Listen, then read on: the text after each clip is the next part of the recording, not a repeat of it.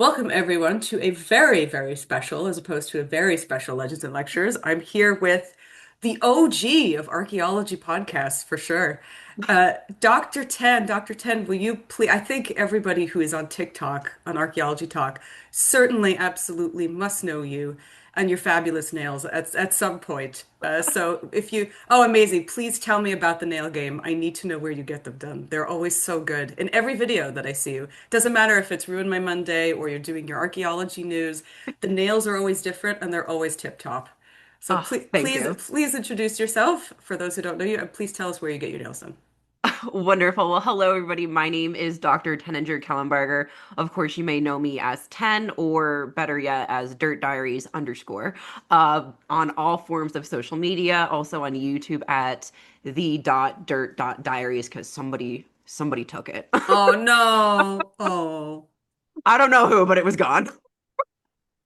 Oh. Well. And who does the nails? Where are they done? I get them done at New Happy Nails. I'm just north of Philadelphia, and it is one thing about me that I absolutely love as being super, super girly.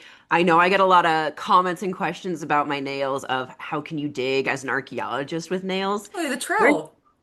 yeah, we don't dig in the dirt with our hand. Fun fact. A little known fact about archaeology is we have tools. But if we do go on excavations, I will cut them down pretty low. But this is for the off-season girly pop. Oh, they're great. I love them. So tell us a little bit. So your PhD was To Kill and Be Killed, the transference and use of the smiting pose in Yes. Egypt, the Aegean, and the Bronze Age. That was your PhD. Please tell us about this because I know you specialize in weaponry and iconography. Yeah, so in my master's program, I was really into sword typology and the creation of early type swords in the Aegean world, specifically on Crete and the mainland of Greece. So I really looked at how we went from triangular daggers and long daggers, types 1 through 4, and developed into type A and type B weaponry that we see. And looking at the visual narrative and the corpus that we do have of martial iconography on Crete and the mainland, Mycenae, Pylos, all that kind of stuff, I was noticing we're seeing a lot of similarities in who the victor, the victorious warrior, or the smiter is in his body position to what we see going on in pharaonic Egypt, mainly, with Narmer unifying Upper and Lower Egypt. And originally, the project was also going to include kingdoms further to the east in Mesopotamia, to the north in the Hittites, with everything, and look at who is doing the smiting, who is getting smited, and what can that possibly tell us about the creation of power. But that project was really big, and my advisor said we need to cut it somewhere. So that is coming to be continued in when I publish that as a book in the future. Wow. When is it coming? When is it coming? I have no idea. Oh, I I please tell us so this way we can have you on again and talk about it again. I will. I definitely needed a break after I graduated. I wrote it in something that should not ever be done because it is not good for your brain or mental health or anything. So I definitely needed a break after that. But for my dissertation, I was then looking at the creation of the smiting scene in Baby, pre-dynastic Egypt. This is my co-pilot. She loves being on video. Her name's what's the Voodoo. oh, I love you. Oh. And she helped write my dissertation. Hmm. And She co-wrote that. she did. So I was looking at the creation of it and postulating that through interregional maritime trade, that the connections that Egypt had with the Aegean world, with trade and everything, that not only were objects being traded, but art and ideas were as well. So we only see this scene really come about for a generation or two, and then it moves back to Egypt in the Aegeanized form with really Ramses II in a more privatized sphere where he can make more political commentary in your face, and looking at how the Aegean was able to influence Egypt in that aspect, because everybody wants to talk about how Egypt was really, influencing everybody else in the Eastern Mediterranean, where, the Aegean world did some stuff too. Yeah, absolutely. So you said you did four majors. Yeah, I did. archaeology, history and culture of the ancient Near East, which was at my undergrad, art history, religion, and anthropology. And I was only able to do that because they all the classes like crossed each other out. Hmm. And I didn't want to graduate early, Stay at academia forever. honestly. So, if you're both an archaeologist and an art historian, and you specialize in weapons and iconography, can you tell us a little bit how these disciplines all intersect? Yeah, so when I was actually applying to grad school, I was asking people who had, graduated and everything who were in the field, how did you, find what you wanted to do, whether it was in the private sector or into academia? And they blatantly just said, you got to figure out if you're going to go into academia, who are the major names in your field because you're going to be working with them for quite some time. So I did some research on that, went to Temple University for my master's and my PhD. And the individuals who were on my committee, both for my master's and PhD, they were archaeologists, but they were art historians. And I think having this multidisciplinary approach allows myself and others to look at archaeological sites, contexts, artifacts, and everything, and take a different approach to certain things. So, in a forthcoming article I have, one of my reviewers was saying, this is really great, but have you thought about, looking at the Pylos combat agate and the Tomb of the Griffin Warrior as a larger context? Yes, absolutely. But the art historian in me is saying we have to break down this individual scene and the characters and the qualifications to be called certain characters, like the victorious warrior and everything, before we get bigger in the tomb and start looking at placements and everything. Can you share some of your favorite icons and some of your favorite weapons and what these things might mean in this Oh, context? oh yeah. So in the Aegean world, I know there's so prob much. There's so there's much. there's so much, but actually in the Aegean world, there's less than 15 pieces that have martial iconography. Wow. And with those pieces, they are relegated to seals, seal stones, and a gold ring. That's it. We do not have them in wall paintings. We do not have them in ivory carvings. We do not have them on, temple walls or anything like that, like we do in Egypt. So everything that I've studied is just over an inch big. But some of my favorite things do come from Neopalatial Crete. There are different smiting scenes that are earlier, but we are seeing with the jewelry present on them evidence or potentially evidence at an emerging elite warrior class. And then, of course, all of the gold and martial scenes from the shaft graves of Grave Circle at Mycenae. I love those so much. But I mean, the Pylos combat I get, spoiler alert for Dirt Diaries, that is going to be the next podcast episode. But that is probably like the quintessential piece, in my opinion, because that was the artifact that in my brain linked the Aegean and the Aegeanized smiting pose to New Kingdom Egypt. When you were young, did you read the Egypt game? No, what is that? Oh, I read a lot of Magic Treehouse. girl. Okay, every person of a certain age, I'm 41, every kid of a certain age will Okay. remember the book to the Egypt game. And Okay. the Egypt game was very much there. You'll see it in memes all the time, and you'll see the memes that say like, if you read the Egypt game and you're into archaeology, why are you part of a certain group now? And of course, I subscribe to a lot of those. So, Yeah. but it's very much it's about these kids who it was a young adult book at the time when I was growing up. It's very much about these kids who are growing up and they get stuck in ancient Egypt, but there's a lot of iconography, a lot of warriors. I think you would really it's a fantasy book, obviously, but there is a Yeah. lot of archaeology mixed in there, and it really is your wheelhouse. I think you really might like it. Oh my gosh, Um, I'm gonna have to check that out. oh yeah. Speaking of fantasy, Hmm. which weapons have people asked you about Uh-huh. that people think exist that Ah, never actually existed in history?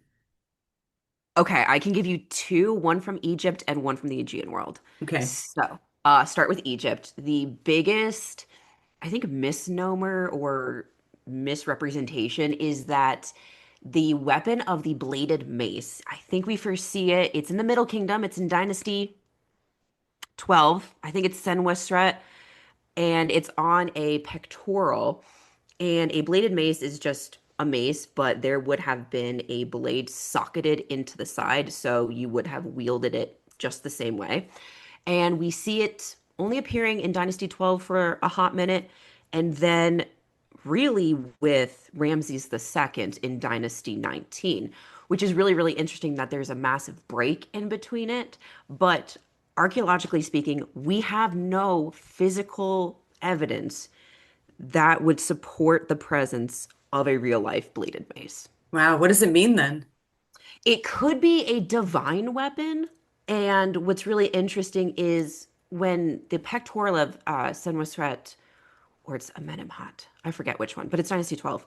On the pectoral, Nekhbet, the vulture goddess, is over the scene and she's well associated with the protection of the pharaoh. And what's interesting is with Dynasty 18 and 19 in the New Kingdom, we get the additional character in smiting scenes of an active god or another figure being present. So it could be a god handing a weapon, and there's a lot of discourse actually on depending on where the blade is facing, how it's supposed to be used. Mm. But it could be a divine or mythological weapon that, is meant to be propaganda of the god is allowing me to smite down. I am doing it for the state, for the kingdom, for Egypt to keep order over chaos, which is super, super interesting. Yeah, that's really cool. So what was the other one? What was the other weapon? So in the Aegean world, there's a lot of images with the double-headed axe, and there has never actually been evidence of a weapon being used in that form. It is more of a religious symbol. I think it's Keith Brannigan who talks about that a lot. But I know within Assassin's Creed Odyssey, which my husband just finished playing and I took him to Knossos. But when we see these images, it's, priests or priestesses holding it and walking in a procession. Because if you are swinging an axe, even with longer type A swords, the swings and the time in between the swings, it would take you longer to recover. Meaning, if you swing and miss your opponent now has more time to attack you. So we actually just don't have any evidence of them being used as weapons. Yeah, same thing. We talk about this a lot when you hear a lot of people saying, "Oh, Vikings had double-headed axes." You just go, "Nope." Show me. Show Yeah, me. exactly. Yeah. Sorry, kids. Not Yeah. historical. Fun, Fun. but dwarven and not historical. Okay, It's up so there with the horned helmets. I mean, you know what though? I think that myth is really dying. I think people really know now that that's not true. Um, Yeah. People don't know that the Vaknut's not real though. I know. There's a lot, or the Helm of Awe. These are not Viking symbols. No, we These, talked about that actually because we talked about how Vegvisir, not necessarily Aegishelmur, but Vegvisir is not. It's a Christian stave that was made in the Hold Book, and yeah. a lot of people accidentally think because it was mentioned in a printing, I think it was a 1980s printing of one of the sagas, and Mhm. it in history has never been shown, and so unfortunately Yep. somebody accidentally pointed to it in the wrong direction. Yep, that's it. Yep. Or Vikings had, certain chin tattoos. I know I've Nope. No talked evidence with, of that. nope. I think I've talked a lot about it with Isar Oakmond of Northern Black Tattoo. And I think there's one written passage that may hint at tattoos, but not in the way that we think. Yeah, So, so that's Ibn al-Fadland. He wrote about his meeting with the Rus people. yes. Right. And so maybe the Rus had tattoos, but we have to take his word for it because archaeologically speaking, we don't have any evidence. We do have evidence of teeth shaving or teeth Yep. refining, and also now with the skulls that there was some kind of skull augmentation somewhere in the north. That was a new discovery. I think it was 2 years ago. But other than that, no tattoos, nothing. Sorry, Right? guys. Yeah. I know. That's I know it's so infuriating because you go, but why? Why would he say that? And you go, ugh. But why do they say anything? I. I always have this issue with Bede also because we talked about Easter, you just want to wring Bede's neck after a while. You're like, Bede, I know you're venerable. But he says so much about little things, and then he goes, "Oh yes," and then for Easter they named it after this. You go, "Okay, would you like to And elaborate?" No. no, I'd like to stay silent. You damn monk. So we have some questions from the peanut gallery for you. People Awesome. who watch your channel, and people who just have general questions about this subject. So, question the first. What is with all the votive body parts all over the ancient Mediterranean? What's and in Seinfeld voice, what's with all the Roman penises or What's with pennies? what's with the votives?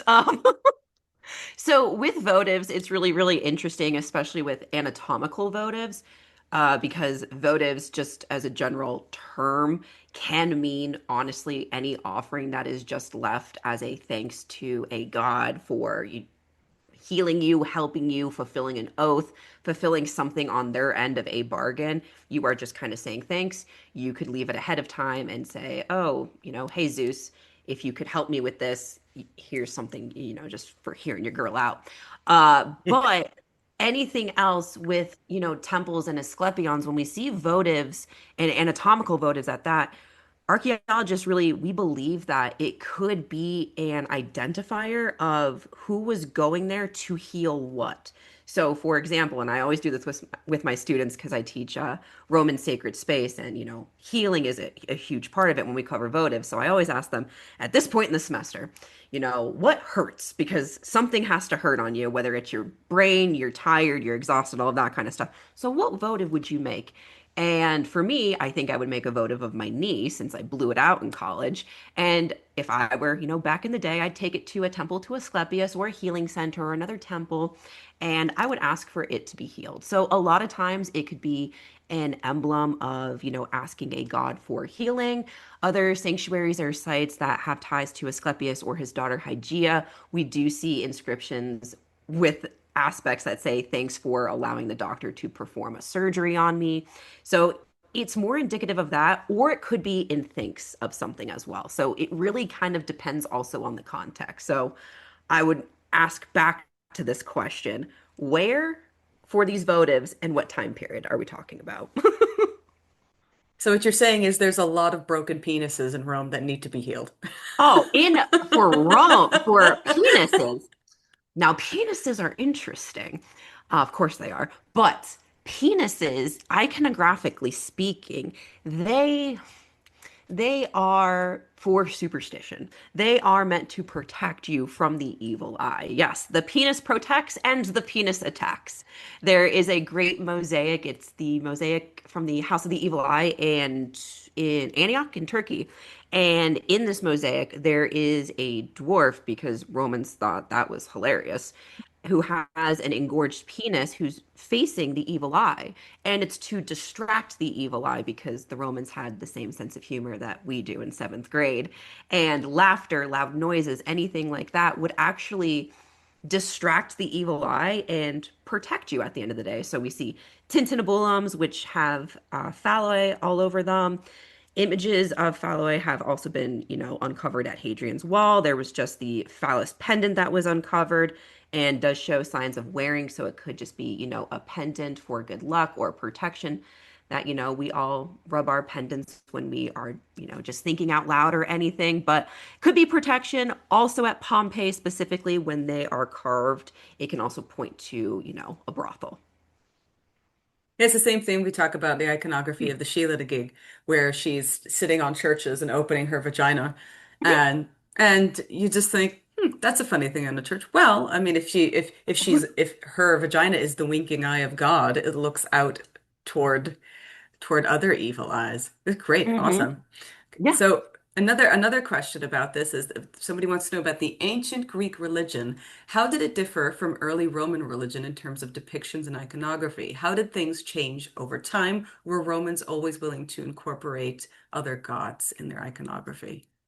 Oh, that is a massive question that could probably be a dissertation in Another of PhD. You like another those? PhD topic. We have so many topics.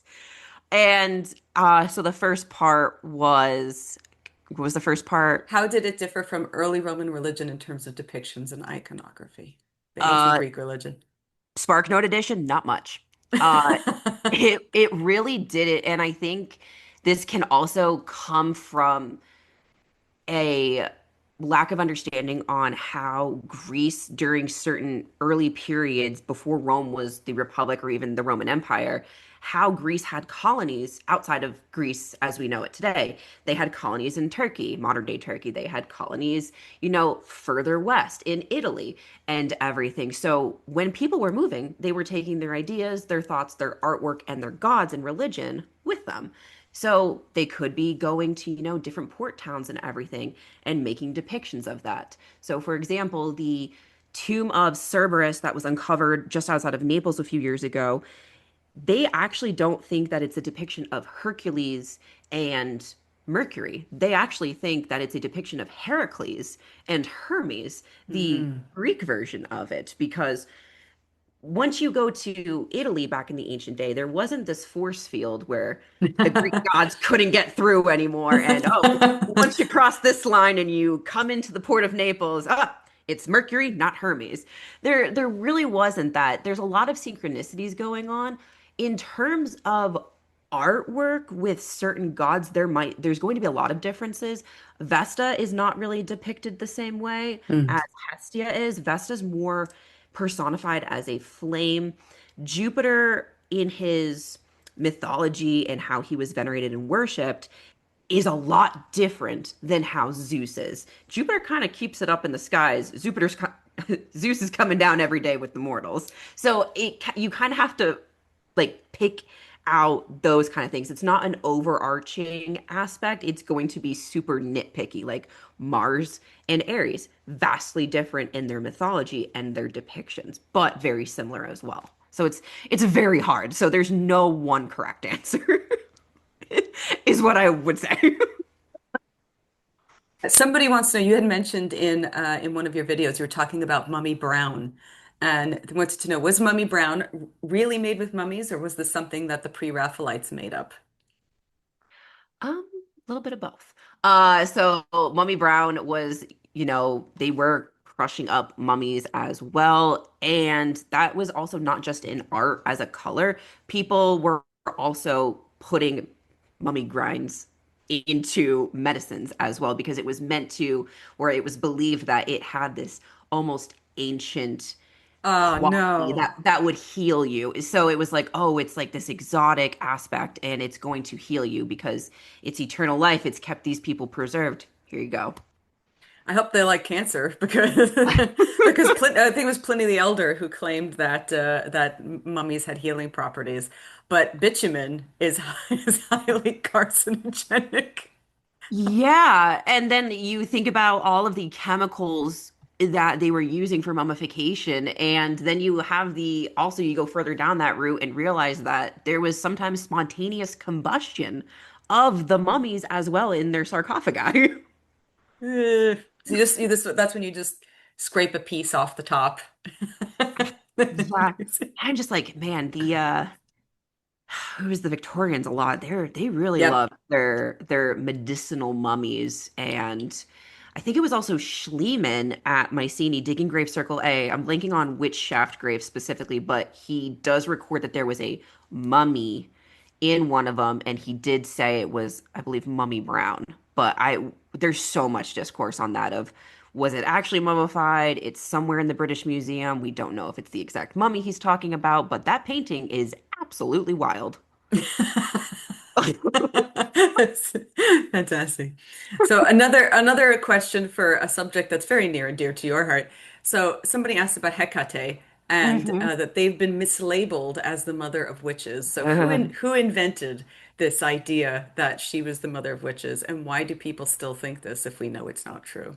I think that there is with modern titles and titularies, I think a lot of people grasp onto it because it may ring near and dear to them. They may find solace in that idea, which at the end of the day, spirituality and religion, that kind of is the point that you would turn to that. So I think it's hard when people have had these long held beliefs, but that is not an ancient aspect. That is very much modern. I think a huge pusher of that is Wicca, which to everybody, I would like to remind you, Wicca is fairly new. It came Hmm. out in the mid 20th century, and Wicca really cherry picks from earlier religious traditions all across the world and kind of throws them in a hat, spins them around, and plops them on a wheel of the year. And there are claims out there that, oh, writers in antiquity or ancient authors have said she is the mother of witches or the mother maiden in Crone. The mother maiden in Crone is very Wicca heavy. But the mother of witches, I think, comes from the ties that later authors put on her with Medea being a priestess to her, Ah, or other witch or sorceress characters having quote unquote ties to her and being othered in that sense. So you have Medea, you have the Witch of Erichtho, and you have Circe. So Daniel Ogden is a really good author on that as well with his source book. But there also is the aspect of, okay, well, if she's not the mother of witches, witchcraft wasn't really seen in the ancient world. It is yeah, ancient magic, yes. pharmakeia, and sorcery. It's not witchcraft as we know it today. And I think not understanding the difference in these terms and what they mean today versus what they meant 2,000 years ago can be a lot for people. And that's, on my other podcast, Sticks and Bones, we get a lot of pushback because we've said she's not the mother of witches. And, this ancient author said, oh, well, she's of the three ways because she's in the triplet. She's a hecateon. And that was also just for protection and everything. But yeah, it's a massive mistitled. Yep. I told Dr. Tenn about our bone. We have a long-standing bone to pick on this channel with Victorians and a lot of the things that they made up. Between Margaret Murray, she was a great Egyptologist, but she did not know what she was doing when it came to ancient religions. And between Margaret Murray and Lady Raglan, the rope rings tight for which one. I would like to meet and punch in the face. Yeah, it's a lot, and it's really sad too because so many people hold on to this and it's not based in fact at the end of No, I the have day. to hear it. We did when we had Professor Ronald Hutton here, we had a lot of questions about Celtic things and Druids and all that kind of thing, and how the word Celtic obviously is a misnomer. It's not, maybe we should stop using it when we're not talking about languages. We talked about Druids, and of course he is the authority on Druids. And when it comes to people asking questions about Ogham and Druids being ancient magicians, the answer is a big fat nope. And yeah. It's wild. It's not, and a lot of the mistake comes from somebody, a poet named Robert Graves, who wrote The Mhm. White Goddess. Yep, It's yeah. that's somebody I'm also swinging on in the afterlife. Hey, just Him, go listen. Lehman, so many others. Oh man, it's like, look, Robert, I hear it, man. I like that you did some poetry. It was nice, but why did you tell people that the Druids had an ancient star calendar when we literally have no evidence for It's that? it's the chokehold that they have still today in 2025, in the Yeah. year of the Great Hecate 2025. We're still dealing with this. Or yeah, or people who still think that, that tarot cards came from the Book of Thoth. I'm sure you get that one a lot.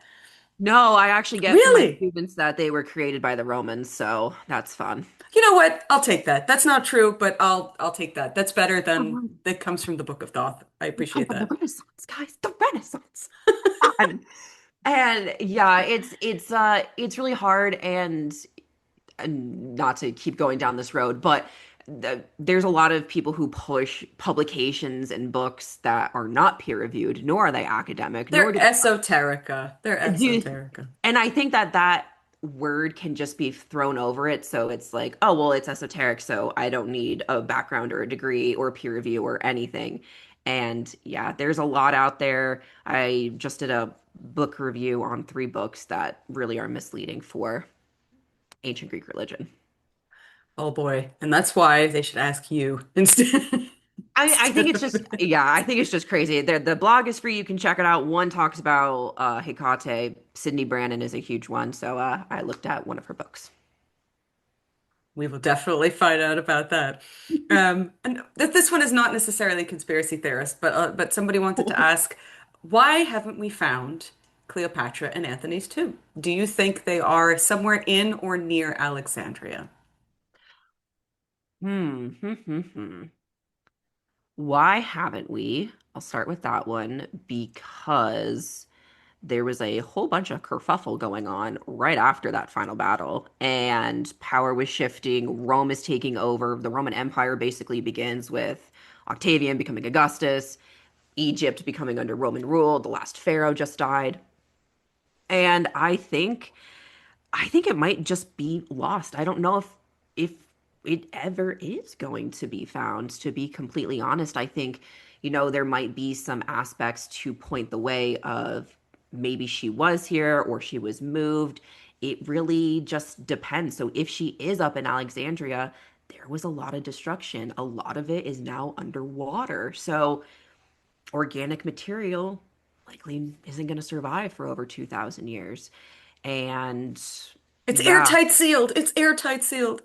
I mean, I wish it was, that new shipwreck that was found off the coast last year, I think, that is beautifully Bronze Age and preserved because of the depth that it's at. But that's why, it's because it's at that depth. But yeah, I don't know, and I do think a lot of the hunt for the tomb of Cleopatra is sensationalized by Dr. Martinez, and I question why none of the work has been published or peer reviewed, why everything is being released via social media. I have So some this questions. so this way the kids can take hold of it and make their own theory. 100%, and I think that there's been a lot of sensationalism and kind of treasure hunty Oh God, vibe. we just recorded a whole thing about AI trash on Facebook, and a lot of it was all that treasure hunty stuff. It's very treasure hunty vibes that I get, and especially with the over sensationalization of the recent marble head that was discovered, that they were Mm. saying that's the face of Cleopatra. It's and how these articles are written are very misleading as well, and Hmm. they're using terminology that the layman isn't going to understand, where people should understand it's a foundation deposit, and there is a terminus post quem and a terminus ante quem of how early and how late something can be dated. So if there's coins with her face, then she would have already been in power. So this could be well after her. We talk about this a lot whenever we get sensationalist headlines like archaeologists have just found the Ark. And and you just go, oh, and then if you actually read the article will talk about the research, and then at the end it says Dr. So and so says we cannot say that this is the Ark. But they do it, they make that sensational headline for the clicks. They do. But then people don't read the article and then they go, oh, but the archaeologists found it. Go, well, if they found it, you would know more about it. 100%. Why do we not have more pictures? Why is this not published anywhere? Speaking of which, where is Nefertiti's tomb? Somebody wants to know. If I'm remembering this correctly, because it's a little bit on my wheelhouse, but if I'm remembering the discourse on this, they think that she was part of the mummy cache that was found later in Deir el-Bahari, and this also had other pharaohs' remains and everything. But I do remember there was research done to see if we were going to find her tomb, and we just haven't. There has been in the past beliefs that there was a different chamber off to the side of King Tut's tomb and everything, which, all right, if you go into King Tut's tomb, it's very small. It Mhm. doesn't make sense, but it does make sense because he died very early on. But there has been discourse in the field of, if you go down the pathway and the passage into the tomb, if you go a certain way, it's for women, and if you turn the opposite direction, it's for men. And for Mm. King Tut, it actually makes the direction that would suggest that it may have been originally created for Nefertiti, and he was then put in there. There's also a lot of discourse on, did Nefertiti rule on her own after the death of her husband Akhenaten, and she ruled alongside her daughter before King Tut came up. There's so much mystery and everything about who she was and her final years of life. And Dr. Karakuni does a great job of explaining who she is in her book When Women Ruled the World. I don't know if we're ever gonna find it. It wouldn't shock me if she did take a male name and represented herself much like her earlier ruler Hatshepsut did, but I don't know. I don't know. But the idea and the postulation that there is a secret chamber behind King Tut's tomb has been disproven. There is not one. No, There is not one back there. no, I want another Mummy movie, and I want them to push a button, and then the chamber opens, and then it's Brendan Fraser's doppelganger in there. Right? But I mean, when that was going on and they were discussing that idea, I mean, you would have to destroy the art in the tomb to dig back there to figure it out. But Oh, using non-invasive testing and lasers and scanning, they found that there wasn't evidence of like pockets behind that wall. So I don't know. oh, It wouldn't surprise me if we just don't know where it is yet. I have no idea. that's That would, another PhD. that's another PhD, especially because that recent Tomb of the Pharaoh that they just found, he was moved because of a flood. So who's to say they weren't also moving other people as well during the New Kingdom, especially Mm. after the tumultuous reign of Akhenaten himself. And I think just because we don't have a lot of personal like writings from Nefertiti, we don't know. Like everybody wants to villainize her for being the wife of the heretic pharaoh, and I think we forget, did she have a say? I don't know. Also, I mean, he did that himself. He chose who she wasn't. It's not like in the Ten Commandments where she's in the background going, yes, there was nobody there. I mean, Yeah. listen, I love Anne Baxter. She is my queen for life, but absolutely nothing about that movie is No. historical. And yeah, and I think we forget, she did wield a lot of power as a queen in her own right and was also on the same level as her husband in artwork and everything. But those years after his death, it's so just, I want to know. That's something I would love to know. Like, did you actually change your name to Neferu Aten?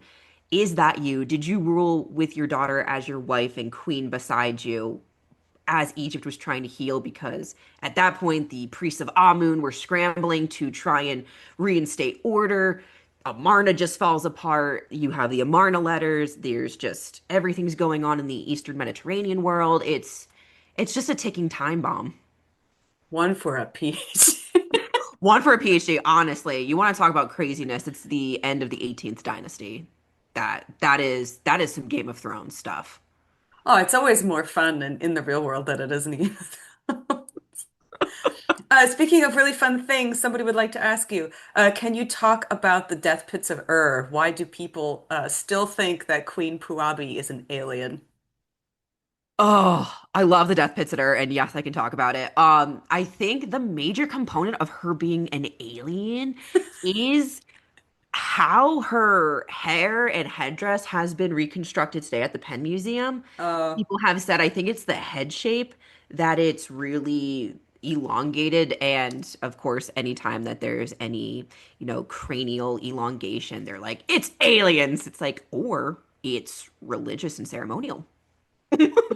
But the death the death pits of Ur are really fascinating.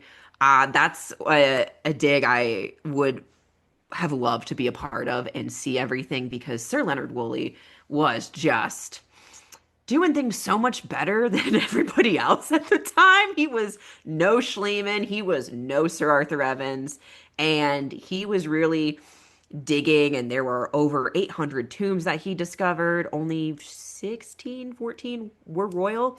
But I think what continues to bring people back and back to the death pits of Ur is the death pits themselves, is the aspect of, did these people go willingly? Is the aspect that was sensationalized back in the 20th century of the one female attendant, the priestess, who was late to her own funeral because she dropped, quote unquote, from excavators, she dropped one of these silver ribbons that she was supposed to have in her hair because she was running late to be entombed, that she dropped it trying to get into her position in the tomb.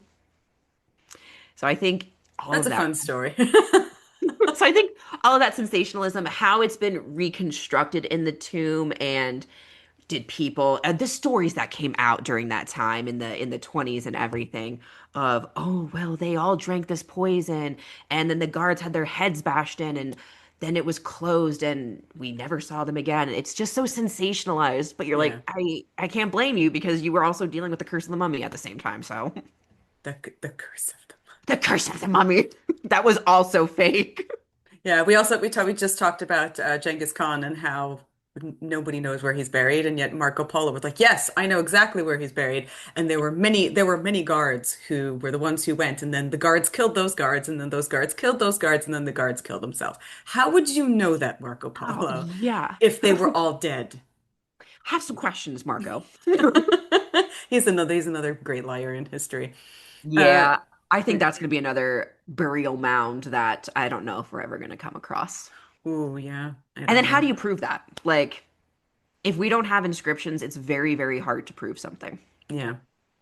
Get everybody together who all like 30 million people who are related to him together, and then everybody does DNA tests. You're going to have to. I have no other way of how else would we know if there's no defining features, no defining factors, no descriptions? It's Nothing. impossible. You would have to hope that there's enough DNA to be taken out to be tested at that point as well. Oh yeah, that's true.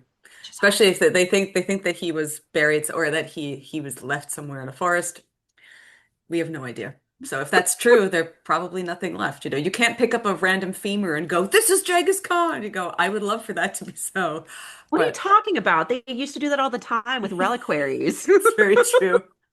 That's very true. Yeah, the Middle Ages, somebody going, "Wow, that's really his finger?" Yes, and then they're just like, chicken bone, amazing." Yeah, or when we were in Turkey and Ephesus, we went to the Church of St. John there, and our guide was like, yeah, in the entire world, there's enough bones to make, I think, 12 skeletons of St. John from all of the votive.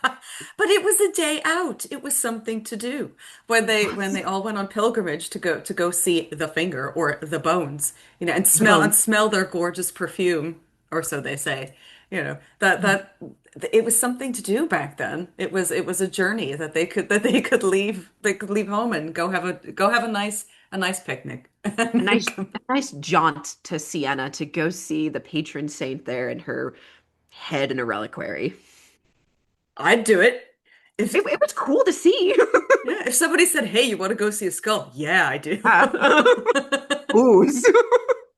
Somebody would like to ask you about the Neolithic Venuses or Venum, Oh. Venum, the idols of the are they actually idols of a goddess since they're technically very small? Why do so many look so similar? What do you think of the recent research that suggests they're actually self-portraits of women that they made of themselves by looking down? Yeah, so I actually did a whole podcast on this and they're gorgeous. I love them. They're devilishly misnamed, of course. Of course, the original came from the Venus Impudicae, which was a play on words because how could a woman not be covering herself and everything? But I don't know. I think the reason that they look so similar is perhaps at that time, these early communities and these early peoples, they all had the same desire, which was to successfully bear children, to bring success into the community, to be able to foster a community into the next generation. And the idealized body type and form would have been a larger type because that meant that you were sustained with food. That meant that you were able to, bring life successfully into this world. Engorged breasts, you were able to feed your child. You were able to support it through the most deadly years of its life between the ages of birth to 5, really. And perhaps it brought the community hope that they would be successful in doing it. And as a woman, you look at that and you just see something that makes sense to you, if that makes sense. That's not archaeologically backed or anything, but I think as a woman, I can look at that and I can understand why somebody would carve something like that. Perhaps it brought them hope. Perhaps it brought them, stability or prosperity or the idea that it would be. And if all life was coming from a woman, who's to say it wasn't a goddess who brought life, who brought death, who brought the changes in the seasons and everything before they were given their many names across time, history, and cultures like Venus, Aphrodite, Persephone, Kore, Cybele, Isis, all of these names were all of these incredible goddesses that we now know today. But I think them being very small, I think we recognize that they're also very portable in that aspect. Perhaps they were allowed to be carried with somebody, and therefore you could hold them or have them as a pendant, as one of them is. Venus of Holofels. Um, she doesn't have a head, so there's actually a loop at the top that Oh, archaeologists have postulated that she could have been a pendant. And perhaps somebody wore her on her neck and maybe rubbed her and wore it with love like we do today. And the aspect of the research of is it a self-portrait? It's a really good idea. I really like it, especially with the images that they used in the research of what you would see if you look down at your own body. It does make sense. But it also makes sense that somebody who loved, adored, admired, really wanted to highlight this body would have also carved it. So I see both aspects. And I think the portability plays in with, especially with the Venus of Willendorf. The testing actually shows that the rock used to create her was not local. It came from a minimum of 600 kilometers away at wow. best. Amazing. So it really shows that these people and these communities and these individuals and these artisans went out of their way to create something. And I think that in of itself is just something that should be celebrated and something that should just be admired. Is it a goddess? We don't know. But at the end of the day, this little figure of a woman and her body brought somebody comfort and love and something and hope. Fantastic. So we have two more questions. What Yeah. is your favorite Roman curse tablet? Do we know what the Satyr Square is for yet? Do I know which what The is? Satyr Square, the Sator square, the Satyr Square, the what with the written one that was found in Pompeii. Oh, I I think the don't think. earliest one is in 69. So, but I don't think we know what it's for. Hi, little baby. The cat has just come back on the screen She's for come those who back. are She says in. we're talking curse tablets, girls. Um, What's her favorite curse tab? she loves curse tablets. Do I have a favorite curse tablet? I have I have quite a bit. There's a few that I teach my students about each and every year because I always find it best and easiest to compare it to modern day. That's where it really clicks with my students. So there is a curse tablet, or at least for cursing, kind of like a recipe for it. And it was meant to be placed kind of at the entryway of a coliseum or of an amphitheater of some kind where you would go watch horse racing. Just like we watch, modern day sports today on TV. People would be going to the stadiums and people would be betting on their favorite team, but these teams would be color based. So it would be green chariot versus red chariot versus blue versus white. And I believe that there is a curse tablet. I'm blanking on where it's from right now, but it actually is a binding tablet. And it basically says, bind these other riders and their horses so that this charioteer wins. And I always tell my students, because we're in Philadelphia, what's your favorite sports team, whether it's the Phillies or the Eagles? Would you make a curse tablet like this? And would you bring it to the link or Citizens Bank Park to ensure that your team won? And all their hands go up. Oh, absolutely. Yeah, I'm not even a sports fan. I don't understand the sport, but I would totally do it. Absolutely. Go Great, sports. great. Yeah, yes, go sports team. But Yay. I think, I don't know. I have a lot of favorite curse tablets. I think when there's love involved, love triangle ones are so fascinating because we always try and figure out like who was the couple, what happened. And those are the dramas that I want to actually see and be a part of. And there's so many because that's the multifaceted nature of humankind is you want to get justice or revenge on somebody for so many different things. There's a great one, it's Roman, and everybody thinks it's a depiction of Medusa, but it's actually a depiction of just, I believe it's Hecate with snakes in her hair. And there's bats and everything, and it's so cool. And they're binding a senator. I love it. It's so cool. And just to see, when I teach my students, they're like, "Oh my gosh, like why would you like stab it or create a curse doll?" It's of course very different from modern day voodoo practices. It's not Yeah. meant to cause pain. Most often, especially with curse tablets that have to do with love and romance and relationships, it's to cause lust. It's to cause attraction with that person. So you would stab the doll or the tablet to ensure that the underworld gods, these shades of the underworld, that they heard your plea when you dropped it in the river or you dropped it in the well at night. Ugh, I love curse tablets. What's not to like about them? They're fantastic. They're such a window into A window. And it ends on such a cliffhanger because we never know if yeah. it worked. And it's so fascinating. People at the end of the day, they haven't changed. Nope. If Aya Nasir, obviously different civilization, but if Aya Nasir has taught us anything, it's that a one-star review will last forever. You have a replica. Oh my gosh, that's amazing. The OG Yelp review. I love that he kept them. I don't for people that don't know, like those were found in his house. Yeah, this man loved hate mail. And this was not the only time. Like, I will cry if I get a mean comment online, and this man was keeping his hate mail. I love it. I love how he's like, "Yes, Nani, you fuel me. You nourish my hatred." I do love the meme accounts online Oh because I yeah. love that that tablet is makes the rounds like every year. The meme accounts of Ian Nasir and Nani going at each other of like, I'll never buy copper again. Of it's so hysterical. Like we've always just been people. And I think that's the beauty of studying the past and archaeology is you will never be bored, honestly. Yeah, Dr. Moody, I mean, she usually posts letters from ancient Mesopotamia, and some of them are really just like sons going, "Mom, can I have $5? I need money." It's so funny. Or you'll get like children practicing homework, or you'll get, stories. There's a tablet that talks about a few exorcists living together in a house in Mesopotamia. That could have been an ancient reality show. Oh yeah, I would watch 10 seasons of that for sure. Amazing. Right? Yeah, amazing. Ancient ghost adventures. It would fuel all the conspiracy theorists and give them something to do. Okay, Right? one last question.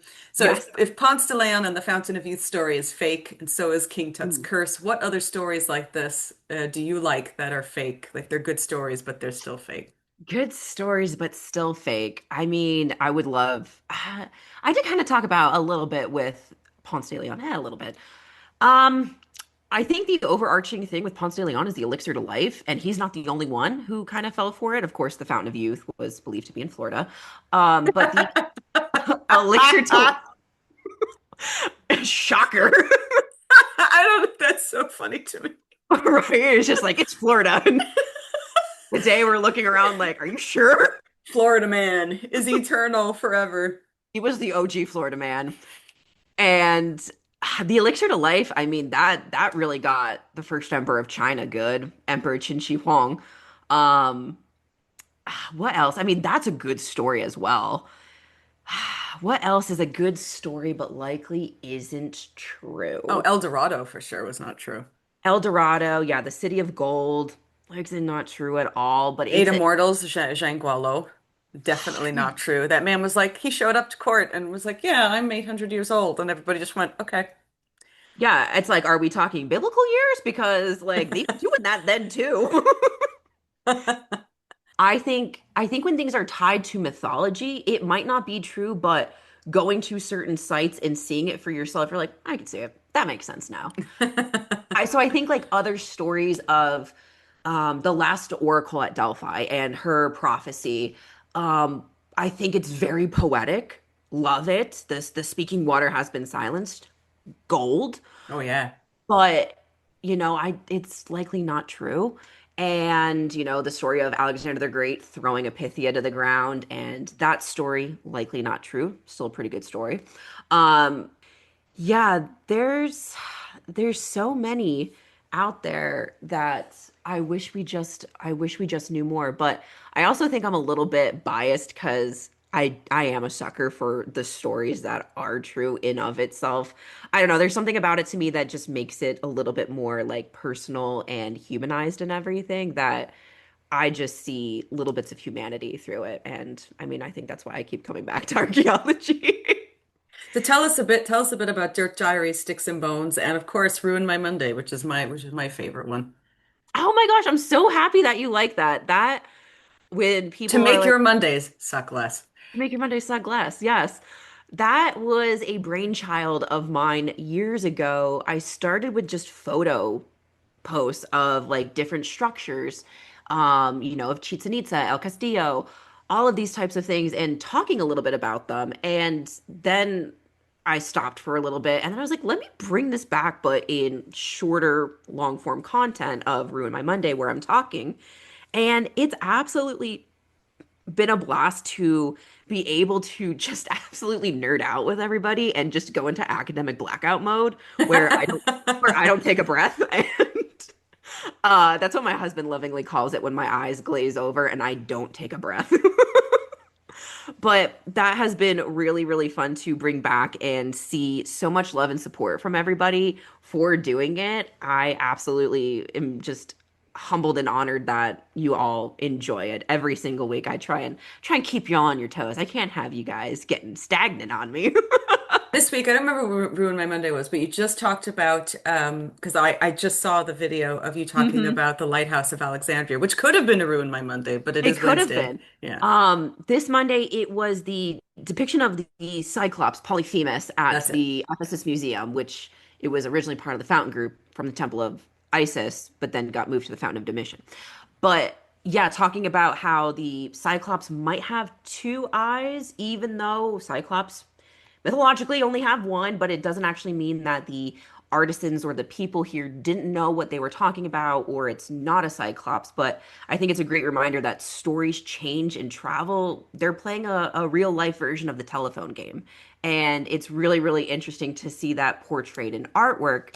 I mean, even with my own research and work with uh, martial iconography in the Aegean world, when you look at these scenes, you instantly think, like Schliemann did, unfortunately, that these are heroes from Homer. And you kind of ponder to yourself, was this, part of an oral tradition that people in the early, late Bronze Age were depicting in art and then went missing for some reason? Maybe the lore developed elsewhere, but then picked up again at the time of Homer. I don't know. It's so fascinating. So, do you have anything coming up? Because you do tours of Yes. different archaeological sites. So, please tell us about any tours that you have coming up. Tours coming up for 2026 are Turkey. So we will be going back to Turkey. I just got back from Turkey. It was absolutely a blast. I was able to see more things that I've studied for my entire life. And I know I say this on my channel, but seeing ancient art and ancient sites, that's a celebrity sighting for me.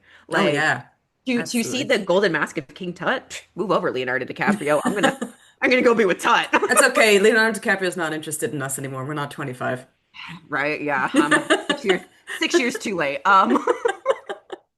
But that is what I absolutely love. So we're going to Turkey and it's four cities, Istanbul. I'm going to butcher the other two and the other three, I should say. The last one is Cappadocia. And it was just so much fun to be there and see everything, go in the Hagia Sophia, see the Hippodrome, and, have my own little Roman triumph there and everything, like the previous emperors did back in the day. But we will be going there for 9 days. So if you want to spend, Star Wars Day in Istanbul, you can on May the 4th. And then hopefully there will be another trip to Egypt launching for next September as well. And Egypt was absolutely incredible. Going inside the Great Pyramid was absolutely insane. It is pyramid hot in there. Just when you think it's hot in Egypt, go in the pyramid. It's pyramid hot in there. And anybody who went on the trip will say, yeah. Well, maybe if you shop it as, hey, we're going to be looking for Nefertiti. Yeah, right. Well, we do go to the mortuary temple of Hatshepsut, which that also is cooking, but it's also like insane to be there and be part of it because the mortuary temple of Hatshepsut's right next to the mortuary temple of Mentuhotep II from Dynasty 11. And we go into Valley of the Kings and see King Tut's tomb and everything. So it's really, really cool to see and to be a part of and understand everything. And go in a hot air balloon in the morning over Luxor and see all the temples and just literally academic blackout to the entire group. Especially because I'm scared of heights. So I was like, somebody ask me a question, Yeah, just to distract you for 5 minutes. So please. what other classes are you teaching online this semester that people have that can have access to? Teaching online this semester for the general population. I might be working on one for necromancy. Ooh. I do.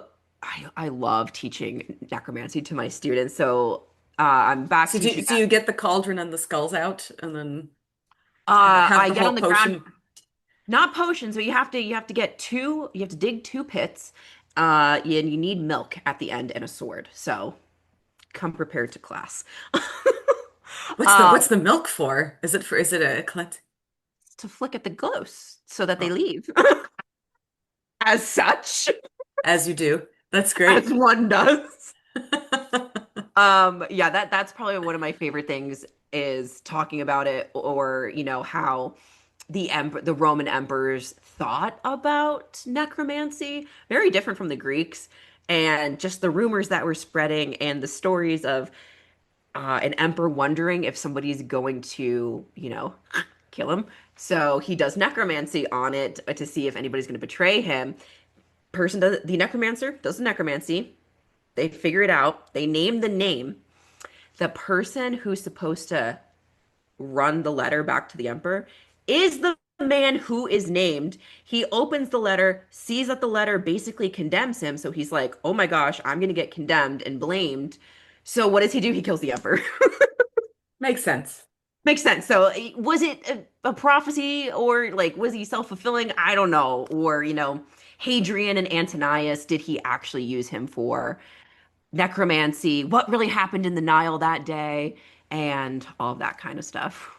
Oh man, if you make that, please link me. I'd love to be part of that. That's if I have time. That's amazing. It's one of my favorite ones to do with my students each and every year and to go over the different necromantion sites that did exist in the ancient world that we know Awesome. of and talk about, what you would actually do. Was it real? And that one, and Reenactment. well, there's one called the Disney theory actually that has to do with necromantion. So yeah, archaeologists have postulated about what they call the Disneyland theory, which is like smoke and mirrors and kind of like haunted house vibes, that was what was going on. It's really, really interesting. But Yeah. that I might do one on magic superstition that also includes amulets, Braxis gems, uh, cursed tablets, the Greek magical papyri, because people also are in a chokehold about that for some reason. Well, for those who, if for whatever reason, if people can't access that, please listen to Sticks and Bones, where you talk about many of these things, and Dirt Diaries. So please tell everybody where they can access you for Dirt Diaries and all your other podcasts. Oh, yeah, absolutely. So for social media, Instagram, TikTok, you can find me at Dirt Diaries underscore. And for YouTube, you can find me at the dot dirt dot diaries. And yeah, I try and podcast every other Wednesday. It's a lot of work. Yeah. And I do my makeup at the same time because I talk with my hands. I gotta busy myself. I'm not in the classroom where I can walk around and jump on tables. I have to be doing something. I cannot sit still as I jibber jabber about ancient history and everything. So you can find me on Dirt Diaries. You can stream it on YouTube. You can stream it on wherever else you get your podcasts. And if you are more into the realm of Greek mythology, Greek gods and goddesses, and ancient Greek religion, hey, maybe you worship the Greek gods. Hi and welcome to Sticks and Bones. That's where we talk about all those fun things over there. Amazing. Dr. Ten, I'm so glad that you're here today because this is so much fun. When you Thank you do so finish, much for having me. oh, I'm amazed that you actually said yes because I mean, your channel is so lovely. Um, Thank you. No, it was so nice to get your email and yeah, no, just thank you for the opportunity. I to everybody out there, I absolutely love talking ancient history and archaeology. And if I can help somebody or make somebody think history's cool again, make archaeology cool again, I will have done my job.